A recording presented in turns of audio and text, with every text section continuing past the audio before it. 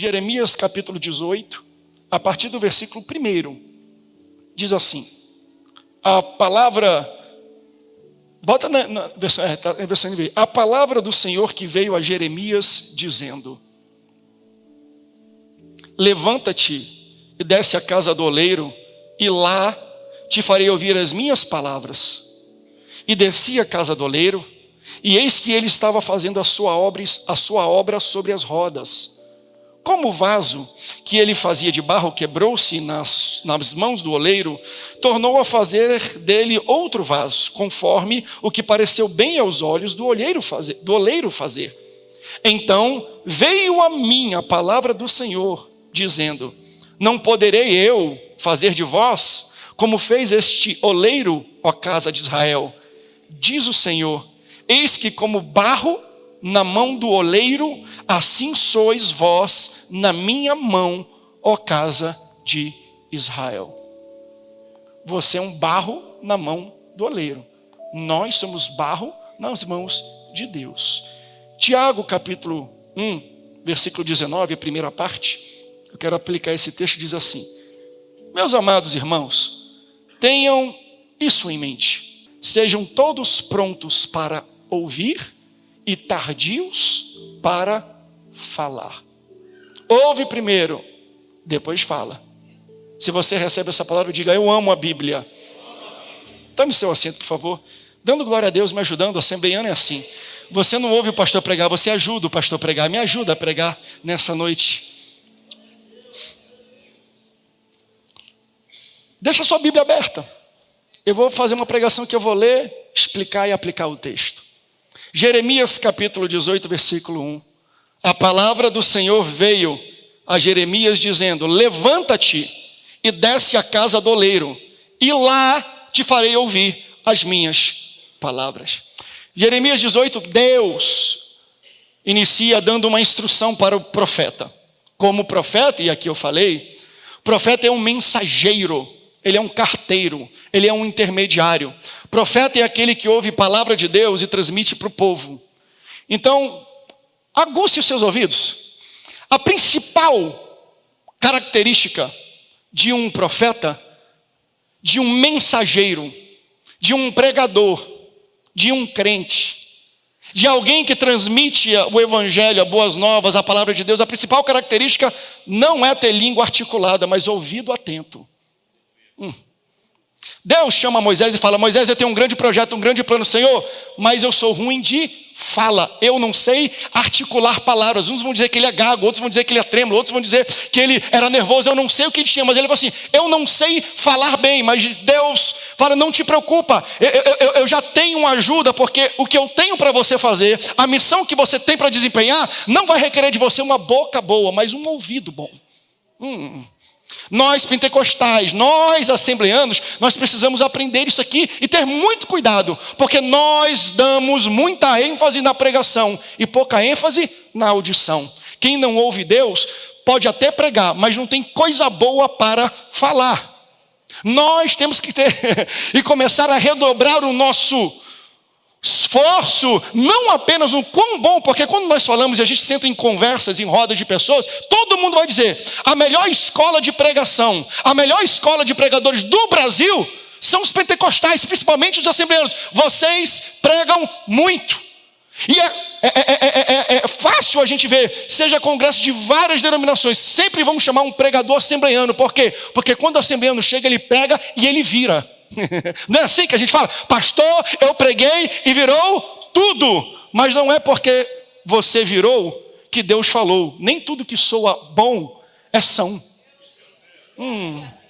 Você é mensageiro da palavra de Deus, então cuidado para não desperdiçar muito tempo aperfeiçoando a coisa errada. Nós temos a tendência de aperfeiçoar a nossa fala, a nossa dicção. Então a gente prepara uma mensagem, fica na frente do espelho, falando, pregando. A gente articula, a gente ensaia saudação, a gente ensaia a introdução, a gente ensaia as frases de efeito. Não tem nada de errado com isso, mas nós às vezes damos muita ênfase no que nós vamos pregar. Será que antes de pregar, a gente senta e fala, Senhor, fala comigo primeiro. Senhor, o teu servo está com os ouvidos abertos. Senhor, não adianta eu abrir a boca para falar, se tu não abriu a boca para falar comigo antes. Eu sou apenas um mensageiro. Então, prepara mais o teu ouvido do que a tua boca. O principal órgão do pregador não é esse, é esse. Comece a estudar e preparar mais o seu ouvido do que a sua fala. Nós, às vezes, somos exacerbados e nos preparamos muito para a pregação e pouco para a audição. Fala para a pessoa do teu lado, compra um cotonete, irmão, começa a tirar a cera, limpa o teu ouvido, porque o que o profeta mais faz não é pregar, é ouvir. Tem alguém que pode dar um glória a Deus por isso? Pastor, ele prega muito, ok, sua pregação é top, mas como está a tua audição? Meu Deus, vem comigo, igreja, vem, me acompanha, pode falar, Senhor, fala com ele. Vamos falar a verdade? Essa pregação minha não começou quando eu abri a boca, mas quando eu abri o ouvido. Deus não fala no seu coração, Deus não fala com a igreja quando eu uso isso aqui. Deus fala com a igreja quando o profeta usa isso aqui. Porque vamos falar a verdade, se eu não escuto bem, eu não transmito bem. Então a pessoa pode até articular bem, pode pregar bem, pode ter boa frase de efeito, mas se o que ela ouviu não veio de Deus, cuidado, nem tudo que soa bem é são, nem tudo veio do céu. O principal órgão de um mensageiro, o principal órgão de um pregador, de um profeta, de um pastor, não é a língua, é o ouvido. E a palavra do Senhor veio para Jeremias. Se Jeremias não ouve bem, ele não transmite bem. Aleluia. E olha o que diz a palavra de Deus, são as características. Eu vou falar para esses meninos, estou falando para mim e para você. Está na hora da gente se preocupar menos com o que a gente prega e mais com o que a gente ouve. Está na hora da gente ser mais sensível e abrir os nossos ouvidos para aquilo que Deus quer falar para a sua igreja. Olha a instrução. Ei, versículo 2, Jeremias, levanta-te e desce para a casa do oleiro, porque lá te farei ouvir as minhas palavras. Onde é que ele vai receber? Lá. Por que não aqui? Porque tem coisas que nós só recebemos de Deus depois da obediência. A minha palavra vai te encontrar onde eu te mandei ir. Você só vai ouvir a minha palavra quando você chegar no local que eu te destinei. Então desce para a casa do oleiro, porque é lá que você vai ouvir a minha palavra. A minha palavra vai te encontrar quando você chegar no lugar que você deve chegar. Eu achei lindo quando eu entrei amanhã, estava falando dos nossos missionários que foram para o Rio Grande do Sul. Eu não sei você, mas quantas coisas que eu preguei aqui, que eles deram glória a Deus, aleluia. Mas o que eles ouviram de Deus lá é diferente do aqui. Por quê? Porque tem coisas que a gente só ouve quando a gente chega lá. Eu sei que Deus falou no coração de cada um de vocês quando vocês chegaram lá. Nós só vamos ouvir o que Deus tem para falar para a gente quando a gente obedecer a ordem. Vai para lá. Por que não aqui? Porque veja, pode parecer que Deus não está falando às vezes, mas quando eu vejo o texto, Deus está falando. Então o fato de alguém não ouvir a Deus não tem a ver com a falha de Deus falar, mas com a sua falha de ir. Ei, Deus está falando, só que você não desceu. Deus está falando, só que você não está na posição que Deus mandou você estar. Deus está falando, só que você não foi para o local que Ele te destinou. Então, se você não chega na casa do oleiro, pode parecer até que Deus não está falando. Mas o problema não é falta de fala, é a falta da obediência. Existem palavras que nós só vamos ouvir de Deus quando a gente chegar no local onde Deus nos destinou. Porque às vezes nós queremos que Deus fale conosco nos nossos termos. Senhor, eu estou aqui, fala comigo. Senhor, eu não consigo, fala comigo. E as pessoas falam, pastor, eu não estou ouvindo a voz de Deus. Eu não estou ouvindo a voz de Deus. Não quer dizer que Deus não está falando. Se você não está ouvindo a voz de Deus, é porque você não chegou no local onde Ele te destinou. Ele falou, vai para lá, é lá que eu vou falar contigo. O pastor está em silêncio. É porque você não atingiu o local onde Deus te destinou. Chega no local certo, porque no local certo, Deus fala. No local certo, Deus abre a boca. No local certo, Deus tem uma instrução. Às vezes, se hoje você não está ouvindo a voz de Deus, não é porque Deus falhou em falar, mas foi você que falhou em chegar no lugar que Ele fala. Aleluia, meu Deus do céu, calma aí, gente. A primeira coisa, eu como pastor e conselheiro, pastor, eu não estou ouvindo. Eu falei, tu lê a Bíblia? Tu medita na palavra?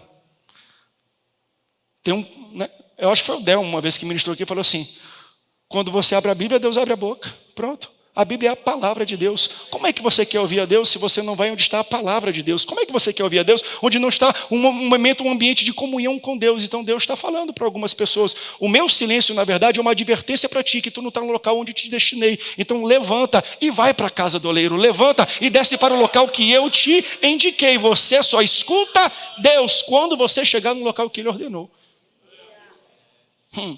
Levanta-te, desce à casa do oleiro e lá te farei ouvir as minhas palavras. Fala para a pessoa do lado: sai do teu lugar, levanta e vai. Fala assim, ó: não ouça para depois ir, vai para depois ouvir.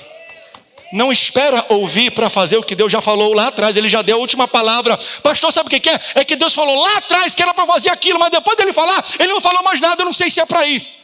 Então vai, porque a próxima palavra vai vir depois de você ir. Não espere ouvir para ir, vai para ouvir. Quem pode dar um glória a Deus? Isso aqui é resposta para algumas pessoas aqui. Meu Deus do céu. Sai do teu lugar, levanta e acredita e vai, né, meu amor? Acredita e vai. Vai para onde? Vai para o lugar onde Deus quer falar. Sabe por quê? Quando a gente obedece, quando nós vamos para o lugar onde Deus falou, lá eu falo contigo, baseado neste texto, tem coisa que você precisa ouvir, mas coisas que você também precisa ver. Quando nós vemos algo, ele chancela. Ao ver algo que a gente escutou, a gente dá mais credibilidade. Quando nós vemos algo, o que nós vemos dá mais validade àquilo que nós ouvimos. Então, o local onde Deus te manda ir para você ouvir a voz dele, Ele também quer te dar coisas para chancelar e validar no teu coração. Aquilo que eu falei, eu quero te mostrar e eu vou confirmar, não apenas com aquilo que eu vou falar, mas com aquilo que eu vou te mostrar. Deus queria mostrar algo visível para o profeta. E o que era que ele queria? Algo que ele desejava, algo que ele faria com a nação de Israel. Então, o fato do profeta ir já denuncia que ele valoriza a voz de Deus.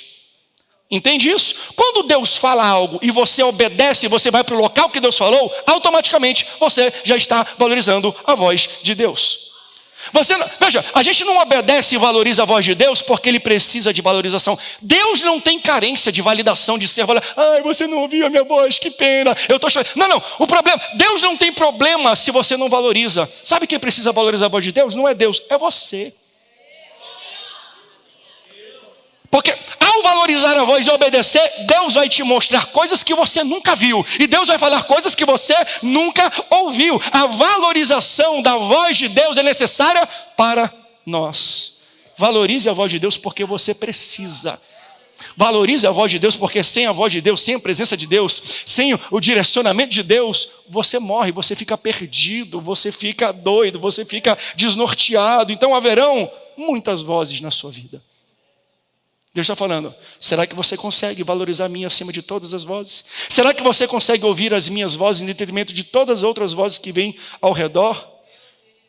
Então o que eu vou te dar, não vai te alcançar onde tu está não. Tu vai ter que se esforçar. Não vai ser sentado aí não, tu vai ter que buscar mais. Tu vai ter que descer mais. Tu vai ter que empenhar algum esforço. Você vai ter que empenhar tempo, às vezes até dinheiro. Então Deus às vezes nos direciona para locais que para chegar lá vai requerer mais do que fala. Vai requerer ação, vai requerer dinheiro, vai requerer investimento, vai requerer energia, vai requerer empenho. Você entende isso? Porque aquilo que nós direcionamos tempo, dinheiro e empenho denuncia que nós amamos. Não adianta você falar que ama a família e não se empenha para estar com a família, e não se empenha para investir na família. Não adianta você falar que ama a casa de Deus, mas qualquer outra coisa que aparece, você deixa a casa de Deus em segundo lugar e prioriza ir para isso aqui. Não, porque tem uma reunião. Veja, tem pessoas que falam assim, pastor, na época que eu trabalhava, carteira assinada, eu tinha horário, pastor. Então, como eu tinha horário, era muito fácil eu vir para a igreja. Aí Deus me abençoou, me tornou chefe. Agora eu sou empresário, eu sou o dono e não tenho mais tempo. Qual é o dono que não consegue formatar o seu próprio horário? Para com isso. Se tu é dono, tu monta o teu horário. tu monta a tua agenda. Então Deus não te abençoa para você sair da casa de Deus. Deus te abençoa para você buscar mais a casa do oleiro, para você ter mais liberdade. Fala a verdade. Tem donos de empresas aqui, meu irmão. Se tu é o dono, é tu que prioriza, é tu que monta a tua agenda. Se você fala, cancela essa reunião, eu vou para a igreja, vai acontecer. Eu estou pregando isso aqui para alguém. Então quando Deus nos abençoa, não é para a gente fugir da presença, mas é para a gente buscar mais a casa do oleiro. Então nós demonstramos para Deus que Ele é prioridade na nossa vida, não quando nós cantamos que Ele é primeiro, mas quando nós empenhamos o nosso tempo, quando nós limpamos a nossa agenda para estar na presença do Senhor. Onde eu invisto tempo, eu estou valorizando. Vai para lá. Aí o versículo 1 que fala, a palavra do Senhor que veio a Jeremias dizendo, levanta-te, desce à casa do oleiro, lá te farei ouvir as minhas palavras. Veio uma palavra, e nessa palavra falou, tem uma palavra lá na frente. É interessante, Deus poderia já falar nessa palavra, mas Deus primeiro dá uma palavra, e essa palavra indica ele para um local, porque naquele local tem outra palavra. Ou seja, uma nova palavra está condicionada à obediência de uma antiga palavra. Quando eu obedeço a promessa, a palavra, quando eu sou obediente ao que Deus me disse lá atrás, somente eu conseguiria ouvir uma nova palavra. Deus tem uma nova palavra para a tua vida. Deus tem um novo encaminhamento. Deus tem uma confirmação muitas vezes para a tua vida, mas essa confirmação está condicionada a você obedecer uma antiga palavra. Sabe o que é isso? Boa mordomia da palavra de Deus. Boa mordomia da palavra de Deus não é só ouvir e recitar o que Deus diz, é ouvir e obedecer o que Deus diz. Estou falando para pastor e pregador isso aqui. Porque na perspectiva de Deus, bom crente não é aquele que ouve e repete as suas palavras. É aquele que ouve e executa as suas palavras. É aquele que ouve e obedece as suas palavras. As bênçãos que a Bíblia me confere, as bênçãos que a Bíblia me assegura e direciona para a minha vida, não são predicadas em ouvi-las e recitá-las, mas em ouvi-las e obedecê-las. Agora que vocês sabem essas coisas, bem-aventurados sois se as praticardes. Você não está sendo abençoado, é só quando você pratica. Então ele falou assim, vai para lá, por quê? Porque a tua bênção te espera na tua obediência. Não adianta só a gente ler e pregar a mensagem, a gente tem que ler e obedecer a mensagem. Uma nova palavra de Deus vem quando a gente obedece aquilo que Deus diz, e não quando a gente prega aquilo que Deus diz. É quando a gente vive aquilo que Deus diz, e não quando a gente só repete aquilo que Deus diz. Não é quando a gente pega uma mensagem e envia. Veja, eu não estou sendo abençoado em pregar essa mensagem. Eu vou ser abençoado se eu praticar essa mensagem. Aleluia. Você entende a lindeza, a grandeza que tem na obediência da palavra do Senhor? Nós temos que praticar. Parábola da casa que é construída na rocha e na areia. Aquele que constrói na rocha é aquele que ouve as minhas palavras e as pratica. E o que constrói na areia é aquele que ouve as minhas palavras e não as pratica. Para mim ele está pregando para a igreja, porque os dois ouviram. Só que um praticou e outro não. Então o problema da igreja não é informação, é execução. Nós já estamos bem informados, mas nós não exercemos aquilo que a gente está informando. Está na hora da gente botar em prática aquilo que Deus disse. Mas pastor, Deus está claro, é claro, e está esperando tu obedecer a última palavra. Você quer uma nova palavra? Coloca em prática a última coisa que Deus falou na tua vida. Uma nova palavra está condicionada à obediência de uma antiga palavra. Tem alguém que tem alguma palavra de Deus aqui? Coloca em prática, começa a obedecer. Vai para a casa do oleiro. Quer ouvir? Desce. Se você está disposto a levantar e falar, primeiro desce para ouvir. Por que desce? Porque Deus está disposto a falar contigo, mas não a discutir contigo. Quando a gente está muito alto, a gente, não, Deus não dá, porque agora é outro nível, porque outra coisa, Deus não fala mais nada, porque eu não discuto contigo. Tem um provérbio, não sei se é chinês, japonês, a gente vê na internet, mas eu achei muito interessante. Chegou um rapaz e falou assim, mestre Ming, qual é o segredo da sabedoria? Ele falou assim, eu nunca discuti. Ele falou assim, discordo. Ele, você está certo. Entendeu? Deus está disposto a falar contigo, mas Ele não vai discutir contigo. Se Ele deu uma palavra e você não cumpriu, Ele fica calado, porque o silêncio de Deus é um indicativo que você precisa levantar e começar a colocar em prática. Constrói uma casa na rocha, pratica para que você possa receber a bênção de Deus. Olha o versículo 3, eu desci à casa do oleiro, e eis que ele estava fazendo sua obra. Quando você se humilha, você não apenas escuta coisas novas, mas você vê coisas novas. Quando Jeremias chega na casa do oleiro, ele não ouve o que o oleiro está fazendo, ele vê o que o oleiro está fazendo. O que o oleiro está fazendo, gente? Está o quê? Trabalhando. O oleiro começou a trabalhar quando viu que Jeremias chegou? Não. O oleiro já estava trabalhando. O oleiro já está trabalhando. Mas pastor, eu não estou vendo. Não é por falta de trabalho do oleiro, é por falta de posicionamento seu. Ele já está trabalhando. Jeremias chega, quando ele vê, ele já está trabalhando, ele está moldando. Deus está trabalhando sobre a tua casa, sobre a tua vida, sobre o teu ministério, a teu favor. Pastor, mas eu não estou vendo Deus trabalhar na minha vida. É porque você não está no local correto para visualizar o que Ele está fazendo. Mas Deus está trabalhando. Deus trabalha enquanto você dorme. Deus trabalha enquanto você dá glória a Deus e aleluia. Deus trabalha enquanto você também trabalha. Deus trabalha enquanto você se diverte. Deus está trabalhando, mas o fato de eu não sentir que Ele está trabalhando não é por falta de ação dEle, mas é por falta de posicionamento meu. Ele está trabalhando, meu amor, na nossa casa. Ele está trabalhando aqui nessa igreja. Ele está trabalhando no campo, pastores. Ele está trabalhando entre nós. Ele está mantendo a nossa comunhão. Então, não é por falta de ação de Deus, é por falta de posição nossa que nós não vemos que Deus está trabalhando. Aí, qual é o trabalho que ele percebe que o oleiro está fazendo? Ele pega barro e faz vaso. Isso aqui aponta não apenas para o caráter criador de Deus, mas o caráter criativo de Deus. Uma coisa é você criar, outra coisa é você ser criativo. Claro que todo criador, ele tem uma criatividade, mas o que eu estou falando existia uma matéria que tinha uma função, depois de passar nas mãos do oleiro, do criador, tem outra função. Existia algo que tinha uma proposta, que tinha uma perspectiva, tinha um projeto, mas depois que passou pelas mãos do Criador, que é criativo, ele teve uma outra função em um outro projeto. Deus, além de ser Criador, Ele é criativo, ou seja, Ele não precisa do óbvio para fazer o ótimo.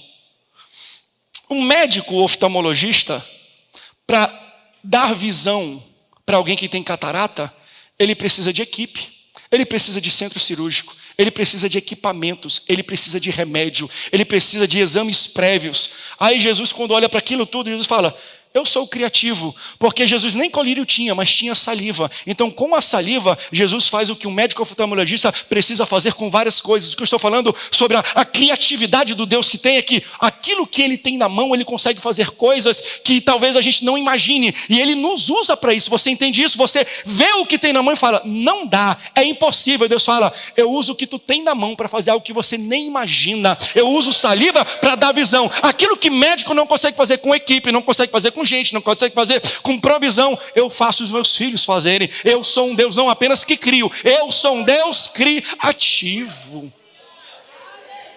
Olha que criatividade maravilhosa. Veja, para mim foi um grande erro pendurar Jesus na cruz, no madeiro com pregos. Primeiro, eles tentaram parar um carpinteiro colocando prego na mão dele.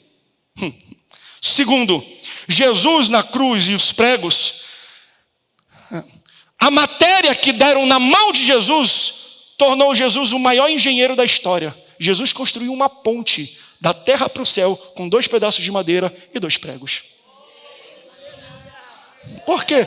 Porque ele não apenas cria, ele é criativo. Ele pega coisas que aparentemente são pequenas e faz coisas inimagináveis. Nós só estamos aqui porque um dia falaram: vamos botar um prego, vamos dar madeira para ele. Aí Jesus fala: dá para fazer uma ponte que liga o céu na terra. A gente está desligado de Deus, mas a cruz do Calvário, 2 pedaços de madeira se tornaram pontes na mão de um Jesus que não apenas cria, mas que é criativo. criativo. Você pode dar um glória a Deus pela criatividade do Deus que você serve. Aleluia. Aleluia. Aleluia. Então ele pega algo que não tem forma, que você não sabe o que pode acontecer, e transforma num vaso. Você coloca coisas de valores, você coloca planta, você carrega água. Ele nos dá uma utilidade quando nós éramos inúteis. Quando nós passamos na mão de Deus, nós ganhamos utilidade, não apenas para Ele, mas para os outros. Fala a verdade. Lembra? Me veio agora no coração, quando aquela viúva mandou chamar o profeta. Chama lá, e o profeta chegou, o que foi?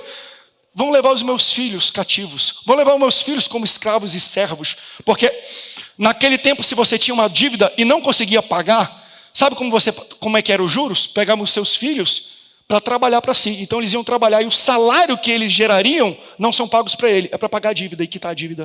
Então ele falou assim, vão levar eles como servos e escravos. Aí ele falou assim, o que você tem? Eu tenho uns vasos. Eu tenho só umas vasilhas.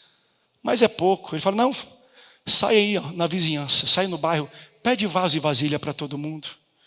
Aí ele chegava e pedia vasilha para as pessoas. O que tinha vasilha naquele tempo? Bem, naquele tempo não tinha geladeira. Pessoas guardavam comida, pessoas guardavam trigo, guardavam peixe seco, guardavam sal, guardavam mantimentos nisso. Então, para você pedir vaso dos outros, e eles receberam muitos, não foram poucos, e o óleo foi enchendo, porque vaso também pode ser cheio de óleo, e aí eu não vou nem entrar nesse mérito, mas eles saíam pedindo vasilhas, vasos, e eu imagino que todos de barro, porque eram essa matéria que usava-se de argila naquele tempo. Então, ao pedir para um vizinho um vaso, provavelmente algum deles, por gostar, falou assim, eu vou ter que esvaziar primeiro, porque tem um pouco de peixe, porque tem pão, porque tem trigo, porque tem água, porque tem óleo, porque tem perfume. Deixa eu esvaziar. É como se a gente fosse pedir geladeira do irmão hoje. Me empresta a tua geladeira? Meu irmão, para alguém pedir a minha geladeira e eu dar, tem que ser alguém que eu gosto muito. Então mostra que essas pessoas eram queridas pelos seus vizinhos, né? Me dá aí a tua geladeira. Mas eu imagino também assim, mas para que tu quer a minha geladeira? É que o profeta está lá em casa, e ele vai derramar óleo, e ele vai abençoar, e a minha bênção vai passar pelo teu vaso. Você entende isso? Nós não somos vasos para nos autogloriar, nós somos vasos porque nós vamos ser bênção para alguém que está perto da gente. Talvez você não saiba, mas a tua bênção, a tua resposta, o teu milagre vai passar no vaso da pessoa que está sentada do teu lado. Nós precisamos dos vasos uns dos outros, nós precisamos das vasilhas, dos mantimentos uns dos outros. Então ele pega algo que não tinha utilidade nenhuma, eu vou fazer uma utilidade, e tu vai carregar unção, tu vai carregar água, tu vai abençoar as pessoas que estão perto de você. Só que ele percebeu algo, versículo 4. Como o vaso que ele fazia, que era de barro, quebrou-se na mão do oleiro, ele tornou a fazer dele outro vaso, conforme o que pareceu bem aos olhos do oleiro fazer. Então, ao manusear, ao trabalhar o vaso, ele percebeu, está com imperfeições. O vaso tem rachaduras. O vaso tem inconsistências. O vaso quebra. Escute isso. O vaso quebrou, mas nunca saiu das mãos do oleiro. O vaso rachou, mas continuou nas mãos do oleiro. Você pode quebrar, você pode rachar. Pode existir imperfeição? Pode, porque tem vaso que é atribulado, tem vaso que é torto, tem vaso que é ruim, tem vaso que é rachado, tem vaso que é quebrado. Mas enquanto você está nas mãos do oleiro, tem resposta. Quando você está nas mãos do oleiro, tem saída. Enquanto você está nas mãos do oleiro, tem conserto para você, tem esperança para você, tem cura para você. Você pode ser restaurado, transformado, aperfeiçoado, corrigido, desde que esteja nas mãos do oleiro. A maior mentira que Satanás prega para pessoas dentro da igreja: olha o pecado que tu cometeu e tu ainda vai para a igreja. Olha o pecado que tu cometeu, tu ainda vai cantar, tomar santa ceia. O que ele está falando é: sai da mão do teu oleiro, porque você não merece estar lá. E o texto me diz que quando quebra, o oleiro não joga fora, não. Não, o oleiro pega, não, eu não vou te substituir, eu vou usar a mesma matéria. Não presta não, fede, tá ruim, mas deixa eu trabalhar um pouco nessa massa, deixa eu amassar um pouco, deixa eu quebrar um pouco. Pastor, eu falhei, falhou, está falhado, e não se falha mais nisso. A tua vida não é um conto de falhas. Se você está quebrado, se você errou, se você pecou e veio hoje para a igreja, é porque você está nas mãos do oleiro e ele vai te restaurar. Você será um vaso novo. Eu fui buscar isso aqui em várias versões. Jeremias 18, versículo 4, na versão NVT. Eu botei várias versões só para entender a diferença. A versão NVT fala assim, mas o vaso de barro que ele estava fazendo não saiu como ele desejava. Por isso ele amassou o barro e começou novamente. Não saiu como ele projetou. Sua vida não está como Deus projetou. Sua vida não está como Deus desejou. Mas ele não te jogou fora. Ele usou, Juliano, o mesmo barro, os mesmos cacos, a mesma matéria. Como ele fez isso? Quebrando e amassando. Se você errou, Deus não te joga fora. Deus te restaura. Mas o processo do restauro é amassando. Ninguém gosta de ser amassado. E ninguém gosta de ser instrumento de amassar. Não existe prazer no oleiro amassar barro. Ele quer fazer um vaso e o vaso sai bem. Mas às vezes o vaso tem uma matéria tendenciosa para um lado ou para um outro. Ele tem tendências da carne ou tendências do barro. Ele tem inconsistências, ele quebra, ele vem, ele gira, ele amassa, ele vem para cá. Não é prazeroso para o oleiro amassar e quebrar. Mas ele quebra e amassa para fazer de acordo como ele deseja novamente. Eu acho isso lindo. Isso tem que ser pregado. Não prestou, não tem problema. Deus te quebra, te amassa, mas Deus te restaura. Eu digo isso, eu tenho tido ultimamente, em uns tempos para cá, conversas duras, difíceis, em todas as áreas da minha vida, mas principalmente com membros. Conversas que eu odeio ter. Porque nessas conversas, a gente literalmente tem que amassar pessoas, quebrar um pouco, mostrar isso aqui não pode estar ruim, não é assim, está errado. Mas quando nós fazemos isso, e às vezes as pessoas têm a tendência de ficar com raiva. Porque quando elas estão vivendo algo que é inconsistente ao plano de Deus para a vida delas, elas querem ser abraçadas. Mas se você está na mão do oleiro, você não é abraçado, você é quebrado por ele. Você é amassado para depois ele te transformar. Mas é difícil, é duro amassar. Pastor, Deus não me ama. Não, o fato de Deus te amassar demonstra que ele te ama mais do que todo mundo. Porque quem não ama joga fora, ele não te joga fora. Ele te amassa para te tornar um vaso novo. Ele te amassa para te moldar de acordo com o propósito dele. Quem não ama joga fora. Quem não ama desiste. Quem não ama fala, não presta, não vale para nada. Aqui não vai dar. Deus não, fala, deixa eu te amassar um pouco, deixa eu te quebrar um pouco. Deus não te amassa para te humilhar, para te matar. Ele te amassa para te tornar algo novo. Ele te quebra, não para te dividir, mas para te abençoar. Quando eu falei quebra, me veio em mente novamente o Espírito Santo que vai levando a gente. Jesus está multiplicando pães e peixes. Vem um menino trazendo 5 pães e 2 peixes. O texto vai falando que Jesus pega o peixe, agradece a Deus pelo pouco que tem. A gente só sabe agradecer quando tem muito. Agora, 5 pães e 2 peixes numa multidão, é ruim que eu vou agradecer, passar um papelão desse. Senhor, muito obrigado pela comida. Não dá nem para mim, eu vou oferecer para todo mundo. Aí depois disso, o texto fala que ele quebra o pão. Ele divide o pão. E conforme ele quebra e divide, o pão vai se multiplicando. Você entende isso? Jesus não te quebra para te matar, ele quebra para te multiplicar. Ele te quebra para fazer você crescer.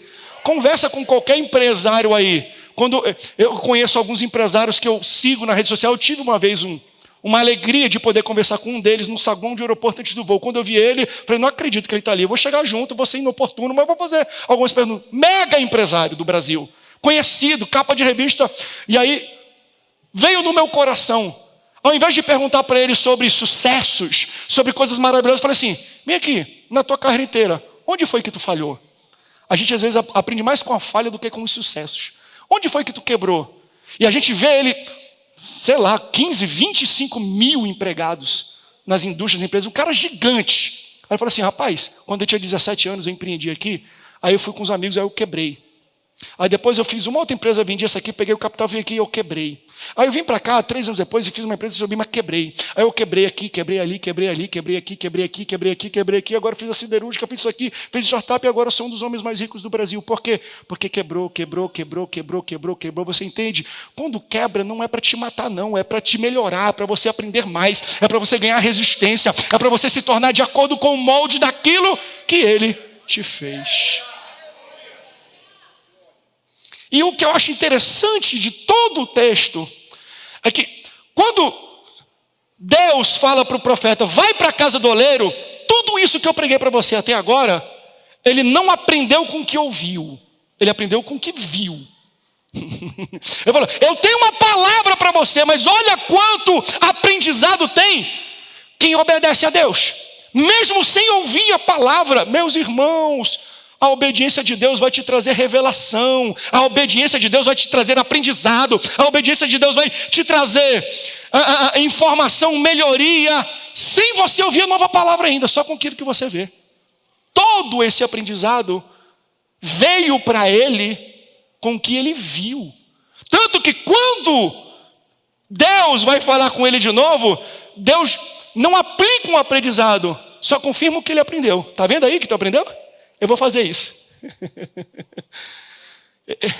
Existe ensinamento e revelação de Deus no processo da obediência. Não é porque você não está ouvindo que você não está aprendendo. Abre o teu olho, Deus já está te mostrando coisas. Se você está debaixo da obediência da palavra de Deus, Ele vai te mostrar coisas sem precisar falar. Você vai ter percepção, vai andar, olha o que Deus está fazendo, olha como Deus está quebrando, olha como Deus está levantando. Esse aprendizado veio, mas não veio pela audição. Veio pela observação. E vamos falar a verdade? Pode tocar bem baixinho que eu já estou aterrissando esse avião. Quando se trata de ser amassado, é muito difícil a gente aprender só ouvindo. A minha pergunta, será que é capaz da gente aprender o que é ser, sentir, entender a profundidade do que é ser quebrado e amassado por Deus, só ouvindo?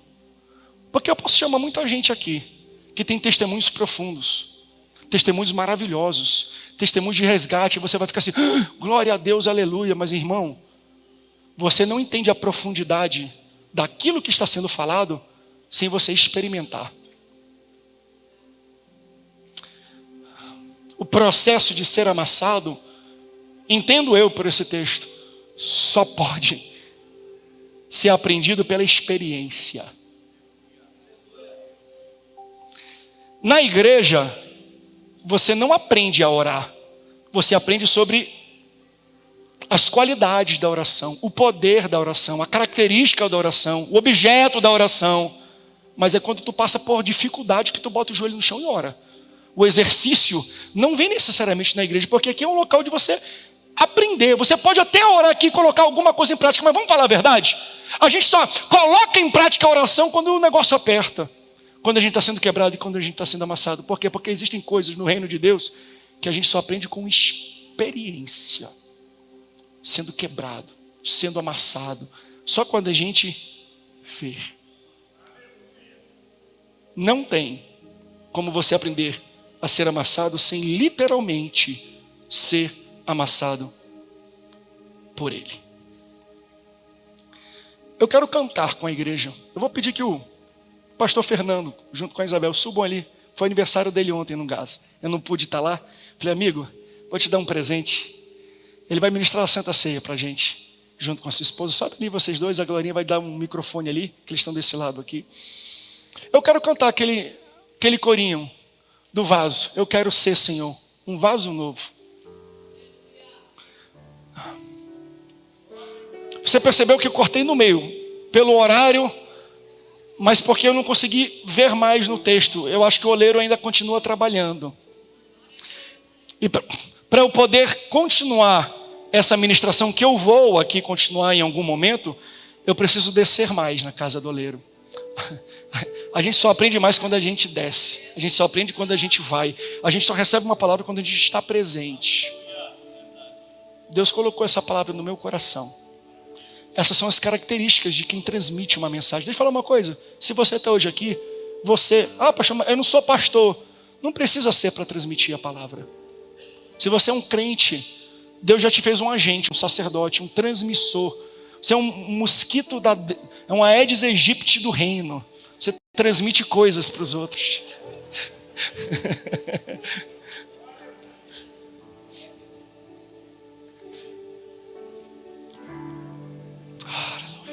Vamos do eu quero ser? Eu quero ser. O coral pode subir aqui. Ser. Eu quero ser. Senhor amado.